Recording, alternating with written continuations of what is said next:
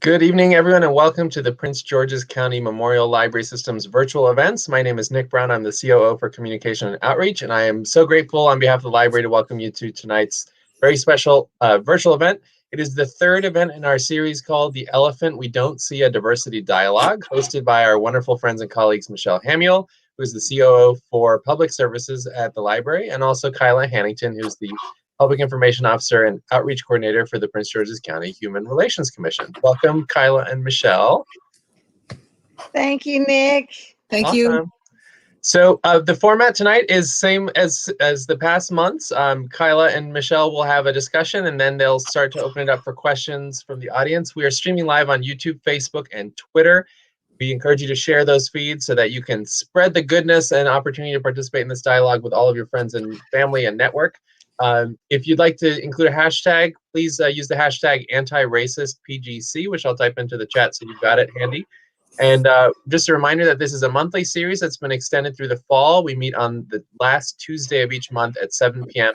And you'll get another reminder at the end, but our book for September is White Fragility. And yes, we know that it's a complex and controversial choice, and we'll get into that in September. But without further ado, I'll turn it over to Michelle and Kyla. Have a great talk. All right. Thank Good you. evening, everyone. Thank you all for tuning in again to share with us and some of our readings. But I wanted to start the last time we were together, Kyla, if you remember, we had a question, and the question was if I felt like it was a difference between what's happening today and what happened in the 60s. And I was debating on whether I wanted to answer that question because it is very different for me. And the best that I can say is in the 60s, the movement was led by those of us who were oppressed. And we had allies. We had true allies. Well, not allies, I'm sorry. We had comrades. And there was training. There was training how to do peaceful protests. There was training how to do sit-ins. There were discussions. These were planned movements. And today, I kind of feel like what happened is because everyone was home due to COVID, and what was happening was in your face. You couldn't escape it. It was on social media. It was on the television. The talk shows were discussing it, and people set out, which I'm really happy that there were so many people who cared. But it felt like there were people who were allies and not comrades. And what I mean by that is there were people that believed in the movement and wanted to do what they wanted to do, but did not necessarily ask those who were most affected by what happened what they wanted. So for example, when I kind of cringed when I heard defund the police, because I know that there are some communities that don't want the police to be defunded. What they want is for there to be better oversight. What they want is for them to for justice to be served, but not to be defunded. Because the truth is, when we've had people say defund the police and have more social workers. Well, if your house is robbed, you don't want a social worker to show up to talk you down. What you want is for an officer to show up so that they can find who entered your home.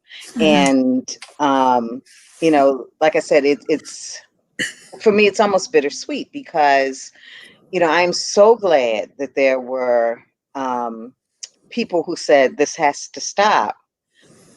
But would that have happened if we had not had COVID? I'm not so sure, because months ahead or a few years ahead, because this has been happening all along for us for hundreds of years, and we didn't have this kind of movement. So very thankful for COVID that this occurred, but that is the only thing I can attribute it to, is that we were stuck in the house. Because when I think of Freddie Gray in Baltimore, just as much media publicity, but no movement. the Black Lives Matter seemed to be alone, and the rioting that occurred, or the protests that occurred, was insular, I guess is the best word. It didn't capture the wider public consciousness. Right. And so this just seems so different from what happened in the 60s, when I know that if a restaurant sit-in occurred, there was lots of planning beforehand. There was looking toward those who this most affected to determine how this sit-in was going to occur, where it was going to occur. There was training on how to respond when you were spat at or beaten, or so yeah, it feels different. And not that I don't want to say that I'm not happy that this happened. It's a strange place for me to sit right now with the way it has happened. And like I said, it's I almost cringe when I hear defund the police. So do you feel, and I know you're answering a question that so for those of you who weren't here last time, somebody posed a question to Michelle and I when we finished talking. We read the book, how to be an, was it How to Be an Anti-Racist in July? No, it was. No, that was right. It was What If. Yes. Yeah. And we've read a lot of books and they're all really great. But the question was in the last session, like, how is this different than the 60s? And we said that we would come back and try and address that. So, I think what I'm hearing from you, and I just want to clarify, is that it seems like you did not say this is what I'm hearing, is that maybe if in the 60s there were white folks who were involved in the movement, they were listening, there was training for all people who were involved going in, and this one maybe feels more like there were white folks taking over. That's not your words, that is what I'm wondering if I'm hearing that. Well, I don't want to say taking over, because I think everything is well-meaning. It seems like there is this must be what's right, or this is what I think is right, so this is what I'm going to do. Right. Okay, that makes me think of, for those of you who are here with our How to Be an Anti-Racist book discussion, we were very lucky. We had Dr. Kendi come in and speak as well. There's an article that came out in The Atlantic that is talking about the idea that people can have different points of view, and you can read a book and I might feel one way about it, you might feel another way, and that is a totally normal thing to happen. But in the conversation, especially, about anti-racism, that this article in The Atlantic looks at some of the divisiveness inside groups of people, all of whom would consider themselves doing anti-racist work, but feeling like there was only one way to do it. And if you didn't do it my way, you were a bad person, or you were, and in this article, they're talking about, essentially well-meaning white folks speaking over or speaking for Black folks and telling other white people how Black people feel.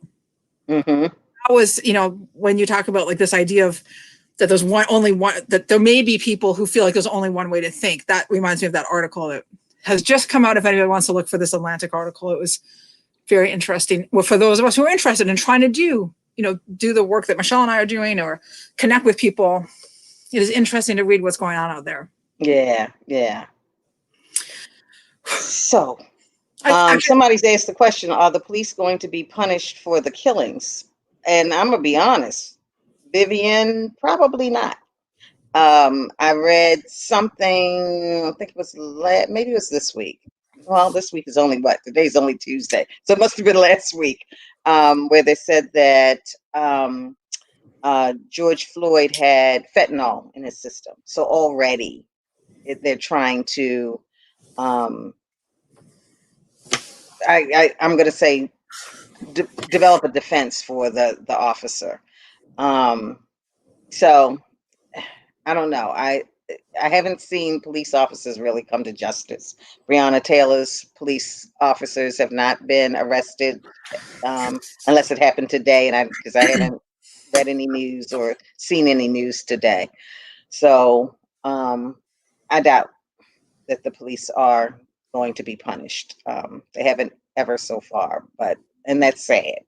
But I also know that if I am robbed, if I am hurt in any way, if I am anyone in my family's hurt, I want the police to show up. Mhm. Yeah. So, anyway, so that was kind of heavy. I wish we had saved that to the end, Kyla. Well, but it was heavy, but I think it does close the loop that we said we would come back and Right. and I think to try to give an answer, and hopefully the person who asked that question is listening and they at least get what you're, what it looks like from where we're sitting. Yeah. But we should talk about this little fella here, this blind spot, hidden biases of good people. And Yes. do you want to start or do you want me to start, Michelle? You start, Kyla. Okay, so I don't know if anybody is out there has read this. Feel free to chime in. I'd love to hear. We would love to read your thoughts. My immediate takeaway on this book is that it has a lot of words. I found it. I had to concentrate a lot, and not that I'm against concentrating, but it was not the easiest book to get through, and not because of content. The content, it was all fascinating. I found it just a little bit on the wordy side. But what I will say for content, for those of you who are familiar with the Harvard implicit bias tests, hopefully a lot of you are. If you're not, you can Google implicit bias Harvard and take these tests. And this book is born out of the people who did that research. And so this is their work. What has those tests, thousands and thousands and thousands of people taking a whole variety of tests. What has that taught them? What has that taught the researchers about bias and how, you can hold a position very strongly that you advocate for, that you fight for. It could be even like your own group that you feel very strong. You love these people, you love yourself. And when you, somewhere deep in your brain still, there is a bias against that group. And these tests show that over and over and over again. And so this book is about that, about how we can learn to kind of accept that may be also true for us. And then what do we do with that once we have it? And so, okay, so you think this book told you what to do when you have it? Because I took 2 of the bias tests today, and I've taken other bias tests from the same website. And I thought that first one was true, but that was for me, it was on race. Today I took one on, and I can't remember how it was labeled, whether it was just gay and straight. And then I took one on fat and thin. So, I'm thinking, obviously I'm going to lean more toward the straight side. I am a female. I identify as female. I am married to a man. I identify as being heterosexual. And so in my mind, it says that if it comes out to who I like most or care for the most, it's going to be straight. Well, the test came out that I like gay people better than I like straight people. How is that possible? And at the end, it does ask you, do you believe in the results of this test? Well, I said no, because how is that possible that identifying as a straight woman, how is it possible that I would like gay people better than I like being heterosexual? So, and it is, all you're doing is pressing 2 keys. That is all you're doing in this test. Right. You're pressing 2 keys, and it tells you keep your fingers on the keys. Almost reminded me of like a science fiction movie. But they say these folks, the authors of the book, say that it is based on how long it takes you to respond to the various questions. And you'd have to take it to see how it's set up. But if you read the book, it will associate gay or things that your mind will say is gay with good words, and then it will associate gay with bad words, and vice versa. And my results were, I like gay people better. So now the reason I also find that interesting is because I always worry about, because I don't know enough about, well, I feel like I don't know enough about the inside world, and these are my words, about being gay. And I would not want to offend. And I struggle to say, making sure, one, I don't sound stupid. When I was just corrected a couple weeks ago, and I had said LBGQT, and someone said, no, it's TQ. It's that kind of thing. And then I'm really upset because I think I may have offended. And I'm smart enough to know that when those kinds of things happen, that you have a conversation, and even that in that conversation, you may have to ask, well, is it that important? And why is it that important? And you also then have to make up in your mind that you won't make that mistake again. So you have to do something so that you remind yourself of the correct position of the letters, or the correct order of the letters. So I would not have thought that I like gay people better. I just know that for me, I never want to offend. And when they asked me a series of questions in the beginning, and one of the questions, do you like gay people better than you do straight? Or it's moderately, slightly better, less than, or something weird like that. And I kind of think all people are equal. So that's where I put it. Everybody's the same. I don't care. So that's kind of where I thought it would fall out. It was really strange. I was just looking while you were talking to try to find the book that we talked about before, which is What If I Say the Wrong Thing? Because so this is a book we talked about before we started this series back in April. And one of the things that I heard you say is that kind of anxiety, here's a group of people I don't know as much about as maybe I'd like to, and I'm worried I'm going to say the wrong thing. And so I feel a little bit tense, which you identified. And I think that I've heard that from other people that we've worked with, or that I've worked with at the Human Relations Commission, who are like really interested and want to connect with other people, like people not like them, however they self-identify. And that,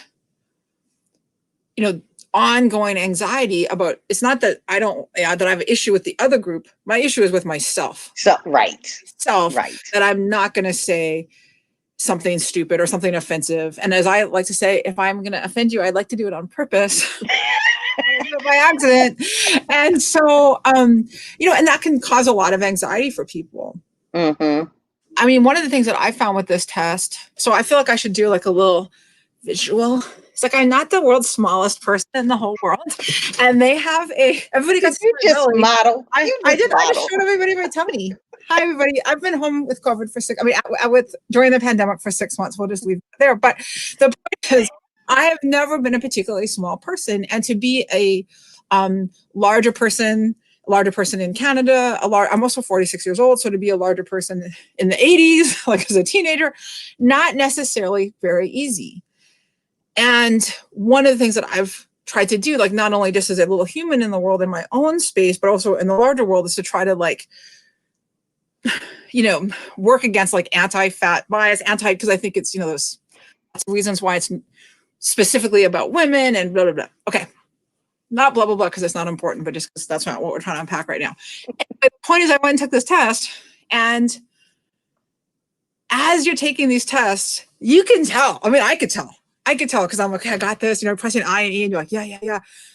And then you start to associate the negative the negative word with fat, and or you're supposed to maybe you're supposed to associate the negative word with a slender or athletic person, but I couldn't do it. I would accidentally get it in the heavy column. To see as the test was going, and to realize that, those societal messages get in you, or maybe not you. I mean, I won't speak for anybody else. Those societal messages get in me. And that was the case like over and over and over again. I took a test yesterday evening. I took one about women and work, women and men. It was women and men and work and home. And I'm a woman. I'm working from home. But, I have, strong values around equality and equity. I'm a woman who wants to have equal access to work opportunities. I want other women to have those. And I'm taking this test, and I still associated more, like, it was not a ton, but it doesn't matter that it was not a ton. I still had a slight preference for, or slight association with, men in the workplace and women in the home. And so I found those tests I did not find it comfortable to take these tests for taking them. I wasn't giggling with delight as I was taking them. I was taking, no, but I think for me, what I thought was helpful with these was, one of the things it says in here is that, specifically talking about the woman in the workplace, one of the things it says is, when you recognize that you have those messages,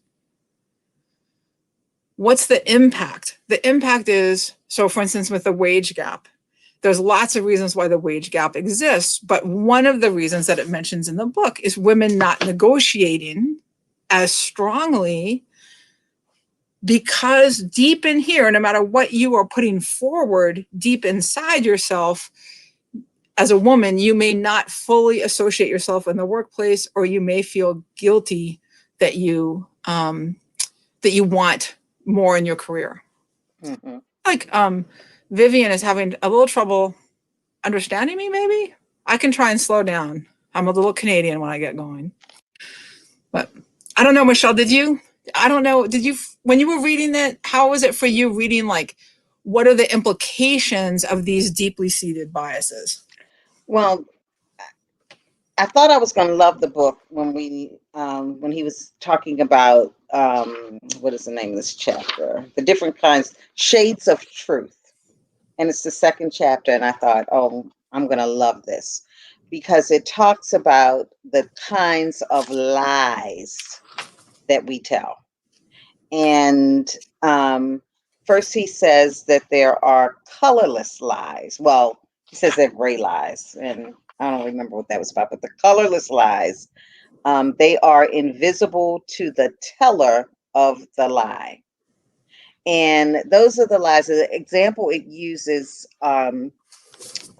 is, if a doctor asks you, if you smoke a pack of cigarettes a day, but the doctor asks you, how many cigarettes do you smoke a day? Then you're going to say a half a pack, because in your mind, you're thinking, well, I buy a pack a day, but I don't smoke that whole pack in a day, because what you've done is you smoke the rest of your pack from the day before and half of the pack the next day. And so you've not equated it that way. So in your mind, and I think that is really what happens. Have you had people say, I don't see color? So in their mind, they are telling themselves, I don't see differences. And they don't understand those who say, I don't see color. Then what they've done is they've said that as a woman of color, then you don't see me. That means you don't value me. And then all of those other biases come into play, because if you don't see color and I'm standing there, then you don't know how to react in a way that does not offend me or devalue me. You don't know what to do when someone else may have offended me or devalued me. And so when I read that, I thought, I Mhm. get it. This is a person, the colorless lie. I don't see color because in your mind, yeah, everybody's equal. I treat everyone the same. Then he talked about, and he also says, and those colorless lies, those are self-deceptions. It Mhm. makes you make yourself feel good. So going to Mhm. that doctor and telling that doctor, oh, I only smoke a half a pack a day, that makes you feel better. But Right. somewhere deep inside, you smoke a pack of cigarettes a day. Right. Somewhere in your mind, you do know that there are people of color and you do see the differences.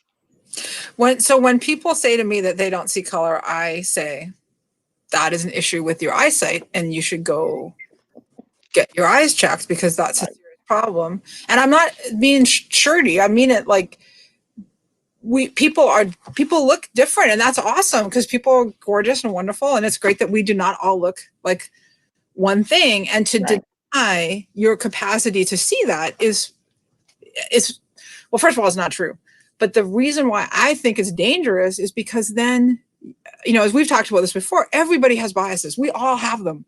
We all have biases, and Mm-hmm. are harmless. Like the example we used a couple months ago, but I'll use it again in case anyone's new, is the idea of, when you take your kid to the restaurant, you go out for dinner with your family. I pay for my children, but I don't pay for the children at the table next to me. So why is that? Well, because I'm biased towards my family members. There's nothing wrong with that bias. That's a good bias. It's a normal bias. Mm-hmm. So we all have them, and some of them are good and some of them are helpful and some of them are wonderful. It's how we have friends or people or strangers, but then there are times that they can become problematic. And so for me, when I meet people who say I don't have any biases, and I know that it's not like I think it's poorly meant. It's meant from a beautiful spot. It's meant from it comes from a place of really trying to be open, but it also means it's not coming from a place with clear vision about ourselves and how we can do a better job. And Mm-hmm. if you don't know you have a blind spot, you can't correct it. And I think that's really where this book is going. We Right. have these, we don't know they're there. They can be even anti your group. So I use the example as being a larger woman and finding out that I have a bias against large women, you know, and I don't think that I do, but it is, it's there inside my brain. And how does that impact what I want for myself or what I expect and hope for others?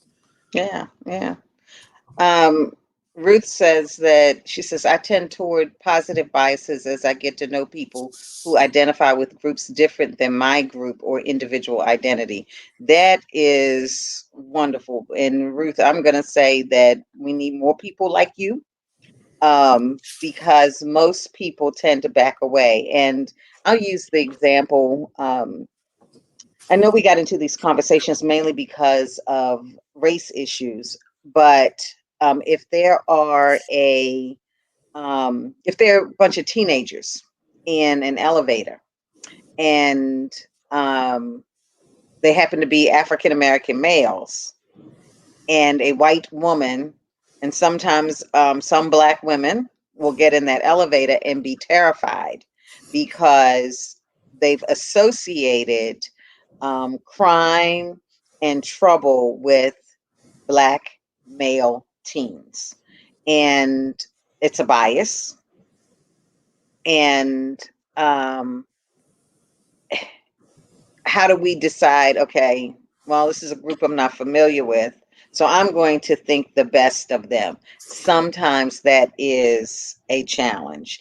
Most people like to jump to the negative before they jump to the positive. We have to do more of if we really want to get this work done, where we really make change in the world, we have to automatically assume the best first.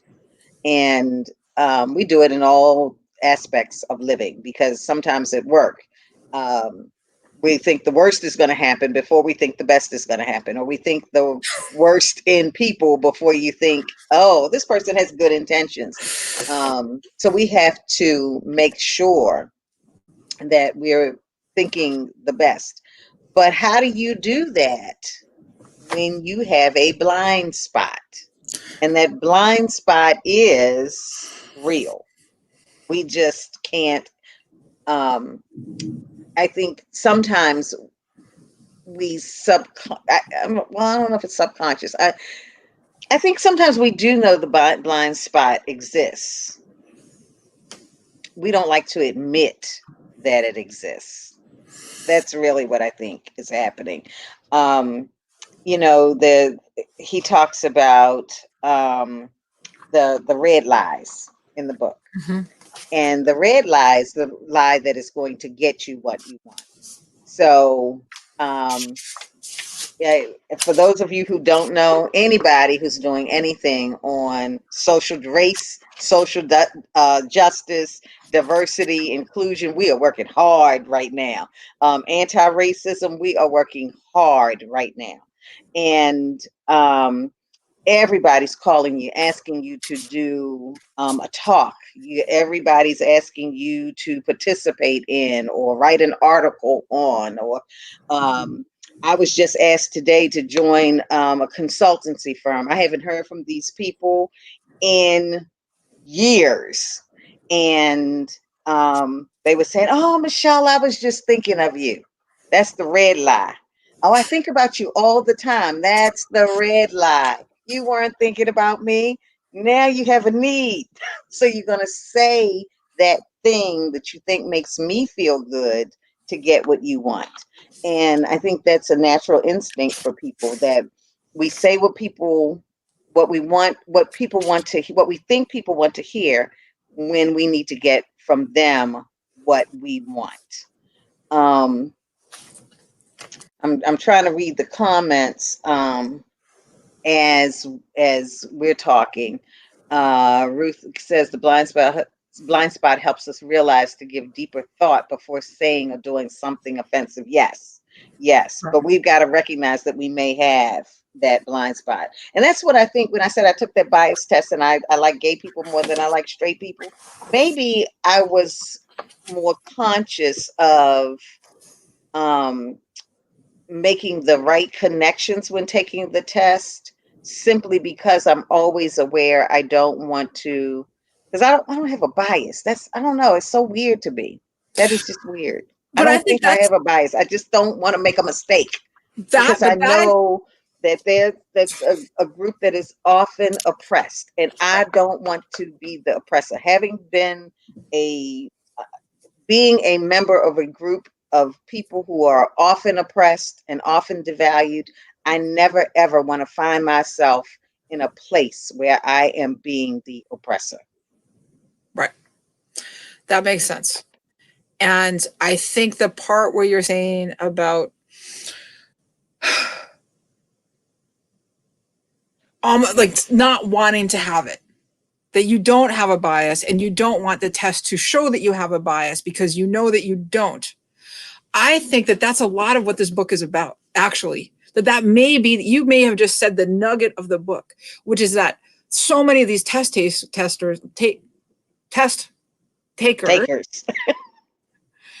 do not want to have a bias. You know, they use the example of Malcolm Gladwell, the writer Malcolm Gladwell, who the race test, his mother is from Jamaica, and I'm going to get, I think his dad might be Canadian. And he, so he's a biracial man, the person that he loves, you know, most in the world. And it says this in the book, his mother is a Black woman, and he took this test and he showed a bias, an anti-Black bias. And he talks in the book, they talk about how devastating this is for Malcolm Gladwell. How can it be the person that he loves himself and the person he loves most in the world that this test would show a bias against? And I think that's the nugget, as you're describing, Michelle.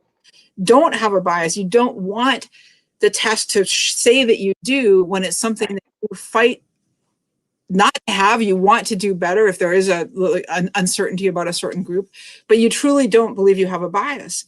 And I think that's where the book and the tests are very helpful for those of us who, well, for everybody probably, where if you... I have biases though, Kyla. I know I have biases. And I don't think that's one of them. I think for me, I almost wanted it to be a bias because then it's like, okay, something I can work on. I can be better Right. at it. I wanted it to be a bias. I'll put it that way. Well, I Yeah. guess what I was thinking is that it's because that it's this hidden spot, like it's the hidden spot, Mm-hmm.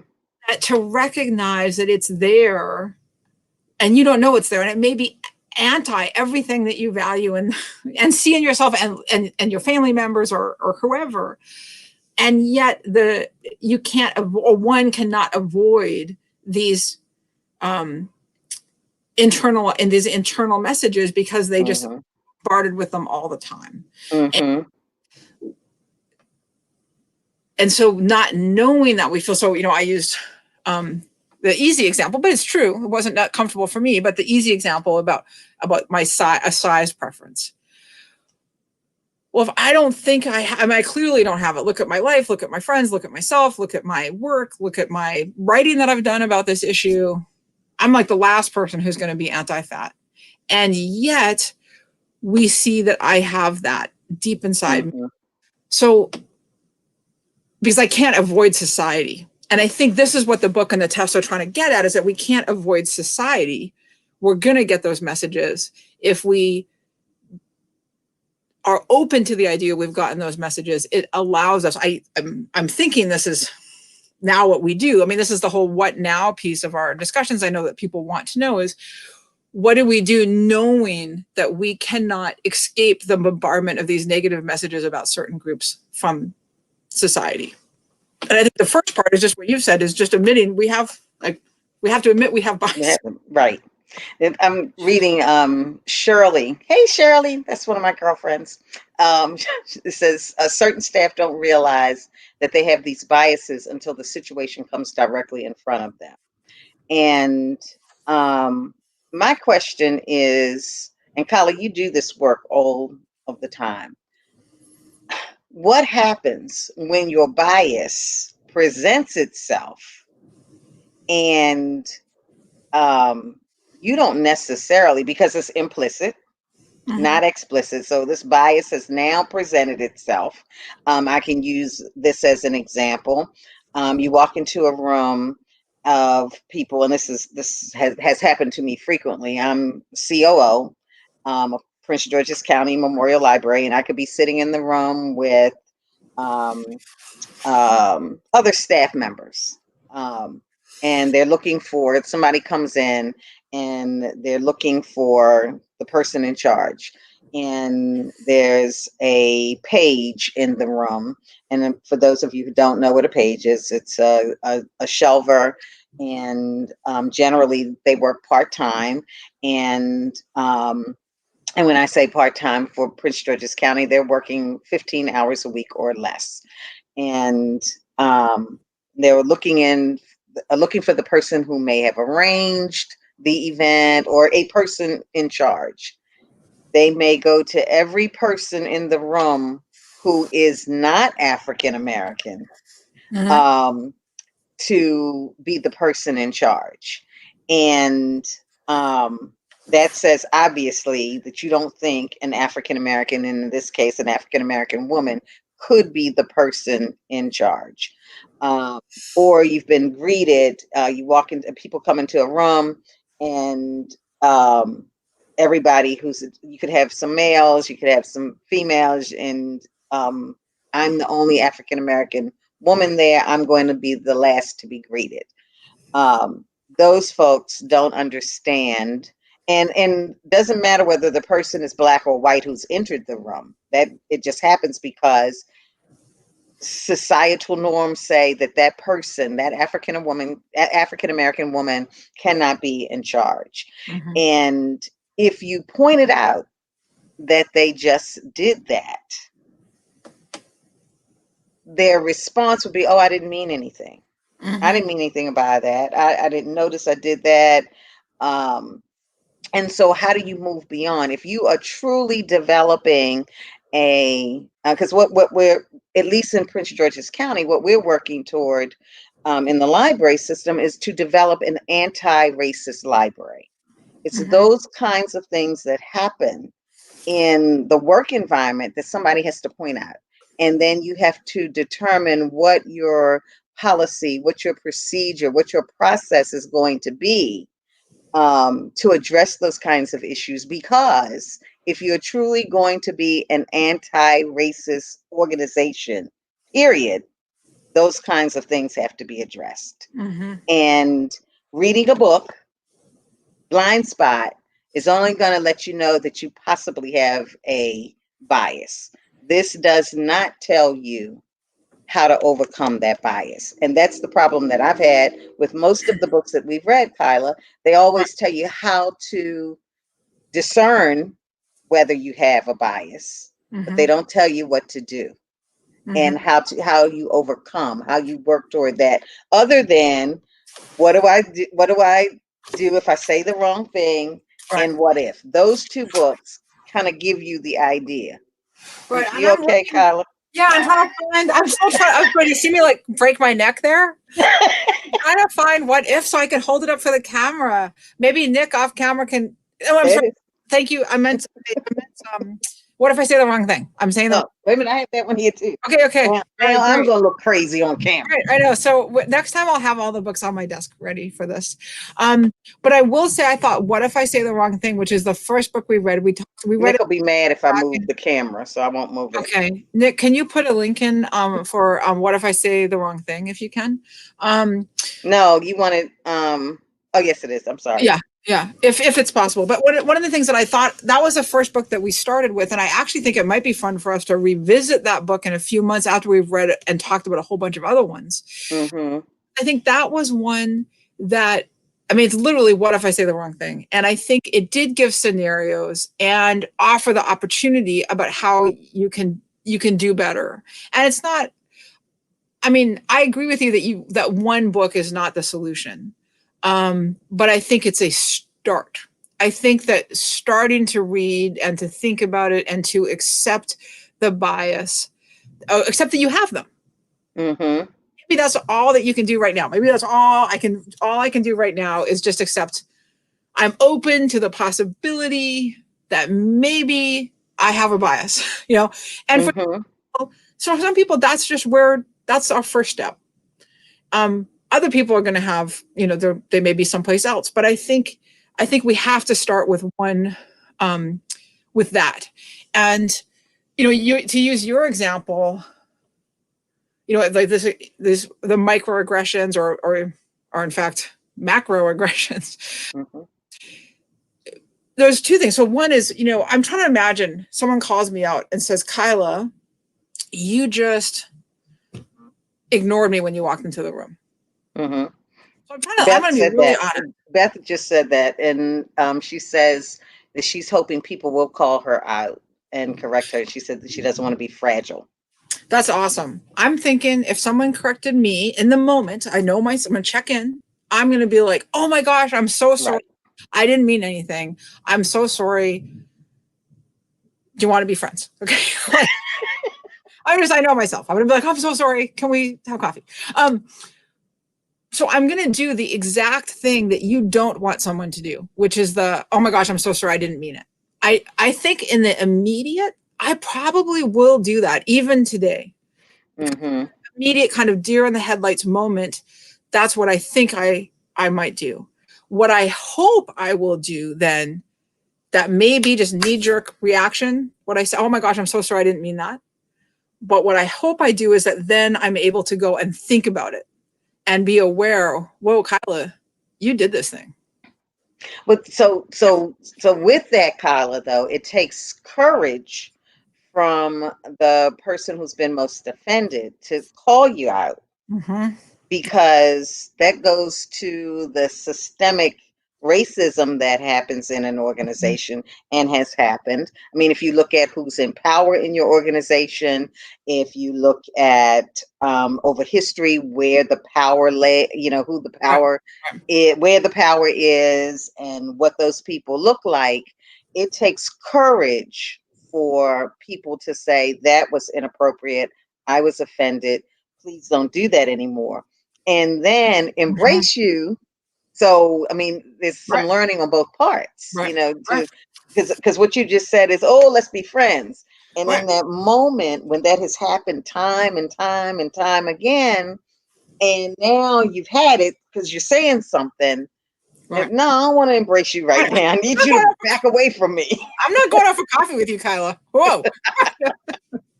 Right. Right. And I think it takes a big person, one, to accept that I've offended. And then it takes even bigger person to forgive.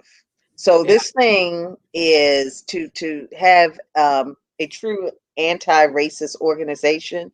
You've got to do some training on people with people so that there are those who are going to be fragile and accepting of what they hear, but the other person needs to also be forgiving and believe the other person when they say, I didn't mean it. But it's going to be that action that shows the most. Because if you apologize and you say, oh, Michelle, I'm so sorry, let's be friends. And I Right. decided, okay, Right. let's be friends, Kyla. Right. And then you do it again, Oh, and you do it again. and Well, for I'm done. anyone listening who doesn't know me, I don't mean that I would literally say. I feel like I just need to back the train up a little bit. You know, but I think that kind of, I want to make everything better. And so my immediate, I want to make everything better. Oh my gosh, it's not what I meant. Let me make it better, which is not the same thing as saying, and if you look at what I'm doing with my hands, I'm going this way. What I need to be doing is going this way. Right. Make it better. That's the word, when you talk, I'm still trying to answer that question about if someone says, hey, Michelle, you made me really uncomfortable when you did this. I don't even notice that to be able to take that moment and turn around and be like, oh yeah, I did that. And that pause. And I think if we can get ourselves to that place where we pause and break out of that immediate reaction, which I think she did talk about in What If I Say the Wrong Thing, which is moving out, the kind of disruptive, to teach yourself to disrupt a pattern. Right. And that's individual work rather than right. Well, you know what? work, but All of it has to be individual work. And I think that you have to offer training, or if you're not in an organization that offers training, you have to be willing to take some courses and be open and be able to do some self-reflection, because the organization can have a policy, but if you don't do any internal work, it's not going to matter. It really is not going to matter. If you are racist and it is truly your being, all the training in the world isn't going to necessarily change that if you don't want to be changed. So, if you're not willing to put any work in, and I know I've likened this to being a drug addict before. The thing with a drug addict is you have to want to not be a drug addict. You have to want to stop using drugs. We have to make sure that what we want to do is truly be an anti-racist. And that's an individual decision. Your organization can spoon feed or force feed all the training the organization wants to pay for.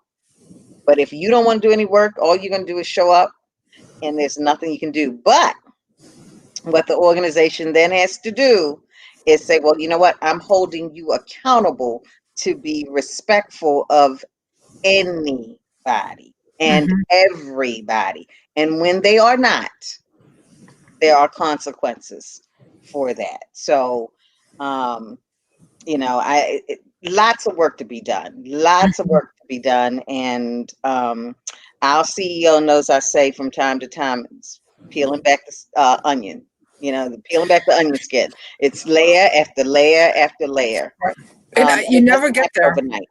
And that's what Dr. Kendi said is you're never done. Yeah, never.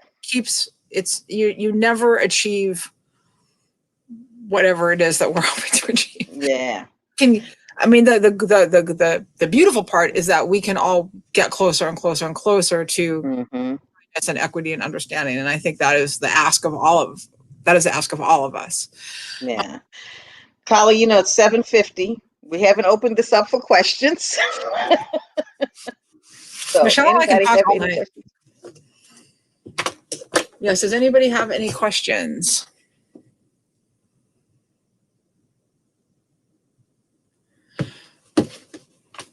I will say that of the two, just while we're waiting for a question to come in, and I know, Nick, thank you so much, Nick, for putting links and information in the chat box. I still would like to say that I think What If, which is a book we did last month, for those people who are looking for something to just kind of like, that's a interesting, manageable, solution-oriented book. We both, Michelle and I, thought What If was really, really terrific. And I want to give that another shout out. Yeah.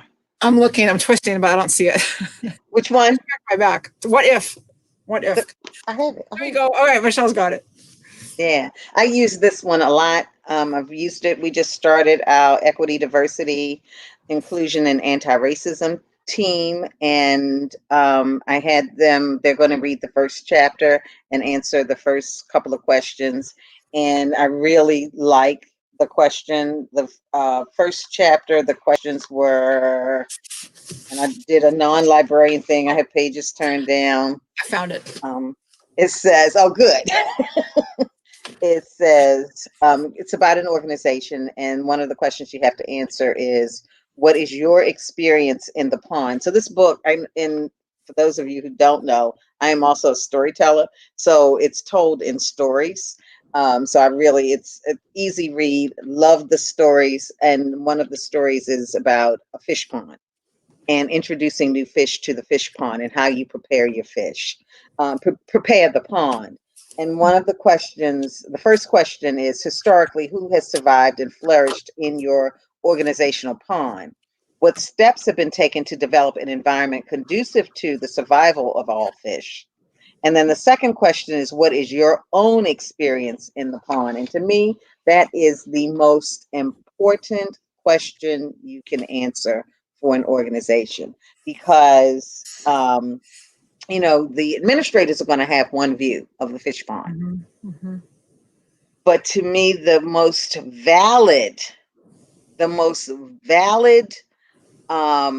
experience is from the staff, who are willing to tell you what their experience has been in the pond.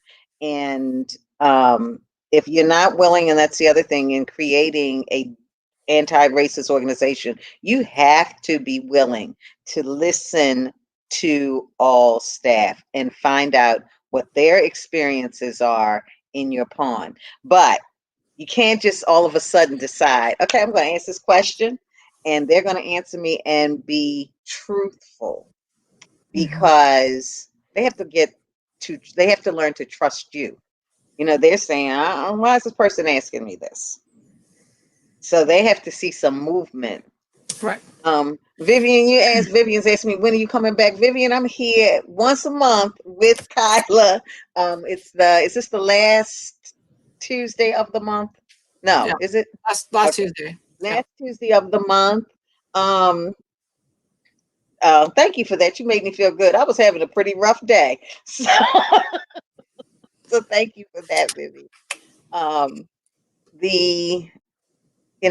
love this kind of work, but it is hard work. And when I say hard, it is emotionally hard. Some days I come home from work. I don't know what happened on Monday. I was exhausted. I took a 2-hour nap when I got home. When I ended work, because I was working from home, but I took a 2-hour nap afterwards, and then I couldn't sleep. So this kind of work, when you are constantly thinking of, how can I improve? What can I do to help others improve? What can I do to improve the organization? Who must I tell the truth to today? And how do I deliver that truth in a way that they can accept it?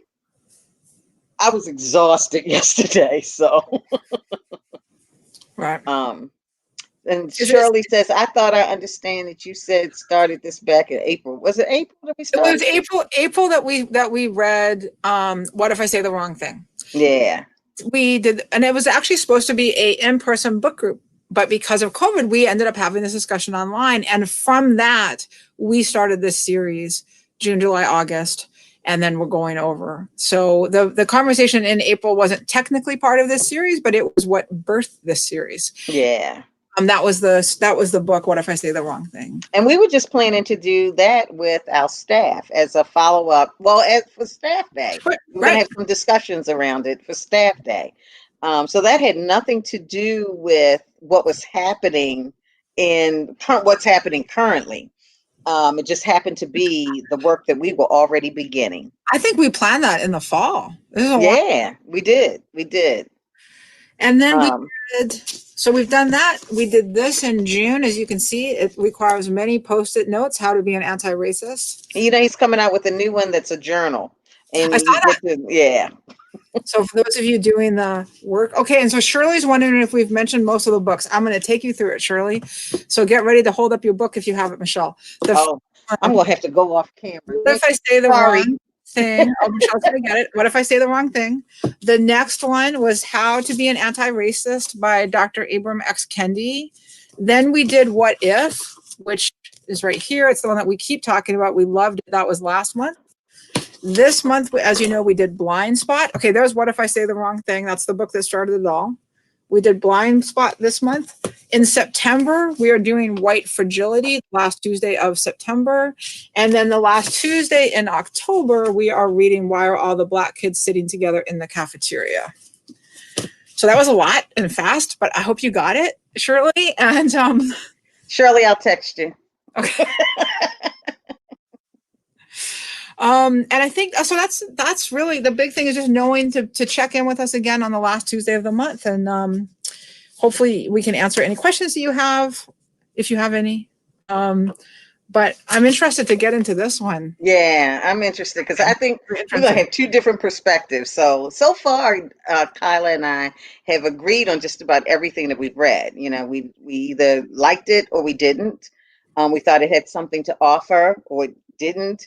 Well, every book has something to offer, but we've usually agreed. I think it's going to be it. I don't say that we won't agree. I'm just looking forward to the differences. I've not had, I'm worried though, because you and I tend to think alike. Somebody asked me, how long have you and Kyla been friends? Kyla and I just met in the fall, but we just really hit it off right from the beginning. So right. I think we should hang out when COVID is over. Michelle and I are hanging out, but yeah, just on the computer. But it's great. Go ahead. No, go ahead. I was going to say I love being able to do this. I wanted to give a shout out to the library system, to Prince George's County Memorial Library System. Nick is doing this behind the scenes. He's absolutely amazing. He's the CEO of communications, and he's a wonderful, I believe that's his title, and he is just absolutely wonderful. So thank you very much to the library. Yeah, Nick is amazing. He's communications, programming, outreach. He is just amazing. And we have the platforms that we have, all of the platforms we have because of Nick. So yeah, he's great. Yeah, he is. I have to say, I see my dad has come in from Hawaii. So I like to say, hey, Dad. He's been very faithful coming every time. So hi, Dad. All right. So I think that's. Did we get any questions? I don't see any. Yep, don't see any. Other than we got lots of thank yous. So thank you all for showing up and listening to us. We know that you could be a million other places, and we just appreciate you tuning in. And the fact that you're tuning in just means, for me, that there is hope, that people are willing to make a difference, people are willing to change, and that gives me hope. So I appreciate that you all are willing to listen to us. Mm-hmm. So thank you. I've had a great time this evening. You all made my night. Thank you. Thank you. Well, thank you both. Appreciated the shout out, and thank you for a great conversation. Thanks everyone for tuning in. Please tell your friends they can join us back on September 29th at 7 p.m. Eastern Time. And as you can tell, we like people from all over the place beyond Prince George's County, even though we are especially proud of our Prince George's County friends here. But we've got Hawaii, we've got Canada. In past months, we've had Europe and Asia and all kinds of other cool places. So let's keep showing the world that Prince George's County is leading the way with having these open and honest conversations where we put our values of being supportive of each other first in order to get to the solutions that will affect long-term positive change. And thank you all for being willing to go on this journey with us, and we hope you continue into the fall. Yeah. Oh, and while we're here, before we go, Monday and Tuesday, we have two amazing events. Kyla, do you want to cover Monday? Sure. Monday at 7 o'clock, we are having an event called Voting Democracy in Action, where we will have a special guest, Dr. Richard Bell from the University of Maryland. He's also the author of Stolen, Five Free Boys Kidnapped into Slavery and Their Journey into Freedom. And he is going to talk about the history of voting in America and the fight for the vote, the fight for voting rights, and why it's so important to exercise your voice. And we're also going to have someone from Prince George's County Board of Elections who will talk about process. Under COVID, it's a bit of a crazy time. And so to talk about how we can vote and make sure that our voices are heard. So that's on Monday, August 31st at 7 o'clock. We hope you can join us. And Nick, Tuesday? And if you can't, at least vote. Please vote. Oh my. And you don't even have to leave the house, get the mail-in vote. You know, Right. If you don't trust the mail, go drop it at one of the secure drop sites that goes directly to the Board of Elections. So many options, and you can read all about it on our website, pgcmls.info. On the homepage, there's a link to election info.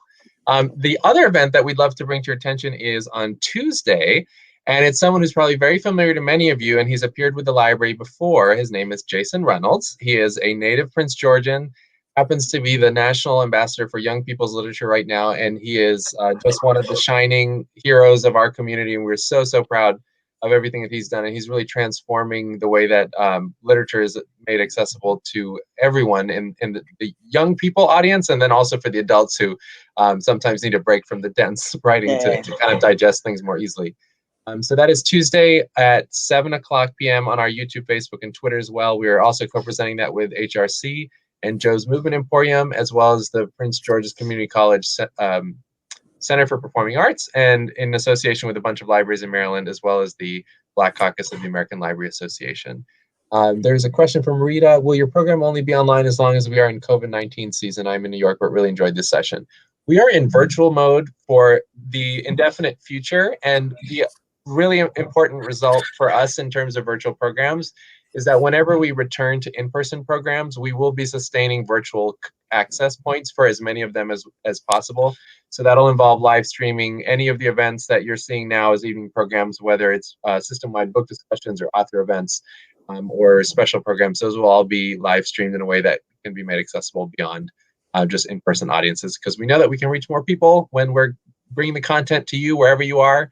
And I was on vacation a couple weeks ago, and I was checking in on some programs, and I was able to join in without being in the county, which is great.